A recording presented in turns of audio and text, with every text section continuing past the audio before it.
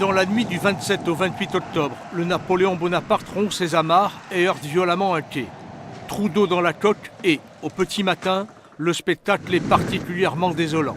Et à l'heure actuelle, il y a de l'eau qui a pénétré à l'intérieur des salles machines, des compartiments machines de ce navire. Le Bonaparte comme une parabole de la situation de la compagnie. Car les amarres qui relient la Corse au car ferry de la SNCM sont rompues par les élus territoriaux depuis le mois d'octobre. Tout est mélangé, tout est compliqué. Sous l'œil inquiet des syndicats et goguenard de la concurrence, le président de l'exécutif résume l'avenir.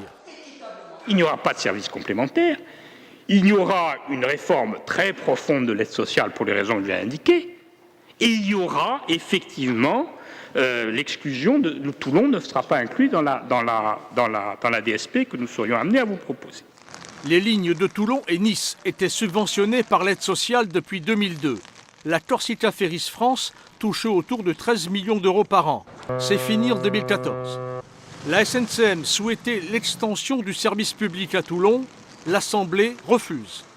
Une carence d'offres à Toulon, il n'y a pas. Délégation de service public, il ne peut pas y avoir. En 2014, plus de ferries sur le service public. À cette date, pour 10 ans, seul le trafic des cargomix sera subventionné.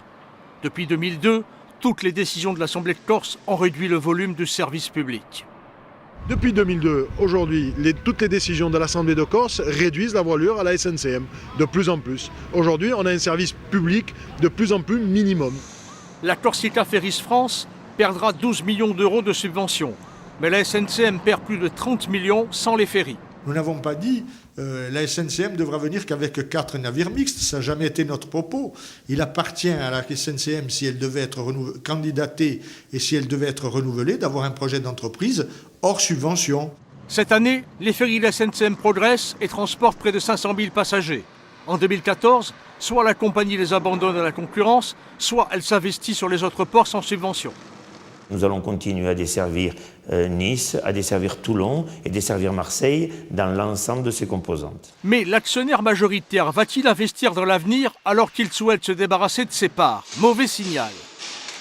La sortie de la SNCM du périmètre de la branche transport de Veolia, Veolia Transdev, au moment où la Caisse des dépôts va y devenir majoritaire, est un acte hostile à la compagnie. De plus, le pavillon français représente un handicap financier face au pavillon de la concurrence. Je crois que les pistes que nous essayons de construire pour sauver le pavillon français, pour sauver la SNCM, va nous permettre d'aboutir, je le souhaite en tout cas. L'Assemblée de Corse a son cadeau, 40 millions d'économies sur le budget des transports. Serait-ce au prix du naufrage d'une compagnie? Réponse en 2013.